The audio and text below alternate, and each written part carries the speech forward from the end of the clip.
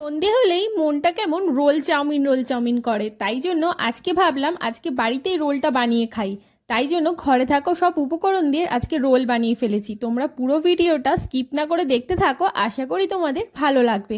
তো চলো, প্রথমেই ঘরে ময়দা ছিল, ময়দাটাকে ভালো করে মেখে লেচি কেটে নিয়েছিলাম। তারপর এখানে আস্তে আস্তে করে বেলছিলাম তেল দিয়ে, একটু চিপকে চিপকে যাচ্ছিল কিন্তু তেল দিয়ে ভালো করে বেলে নিচ্ছিলাম।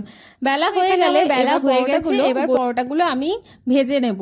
আমি কিন্তু এখানে প্রথমে তেল ছাড়াই ছেঁকে নিচ্ছিলাম, পরে ওইটা ডিম দিয়ে তারপর ভাজবো। এখানে হালকা করে সব পরোটাগুলো এক এক করে তেল ছাড়াই আমি ছেঁকে নিচ্ছিলাম।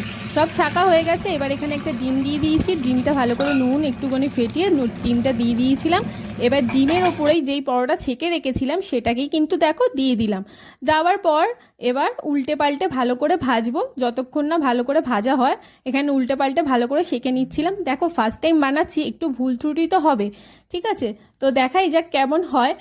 তো এখানে ভালো করে বেলে উল্টে পাল্টে নিয়েছিলাম। দেওয়ার পর এবার এক এক করে সব এরকমভাবে করে নিয়েছি। দেখো, সব এক একটা করে করে নিয়ে এবার হচ্ছে গার্নিশ করার পালা।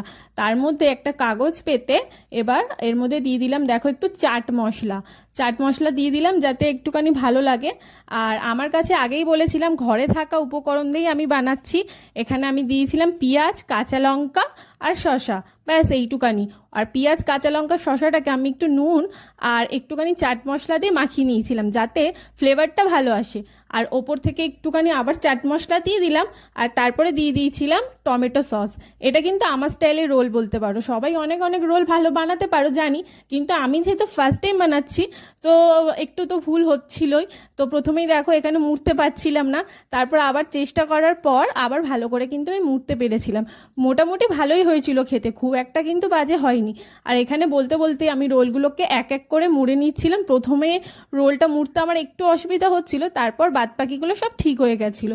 দেখো, এরপর আমি খেয়ে দেখলাম না, ভালোই হয়েছে। ঘরে কিন্তু এরকমভাবে বানিয়ে খাওয়াই যায়। তো তোমাদের আজকে আমার রোলের ভিডিওটা কেমন লাগে অবশ্যই লাইক করো আর আমার চ্যানেলটাকে সাবস্ক্রাইব করে দিও। Tata, by.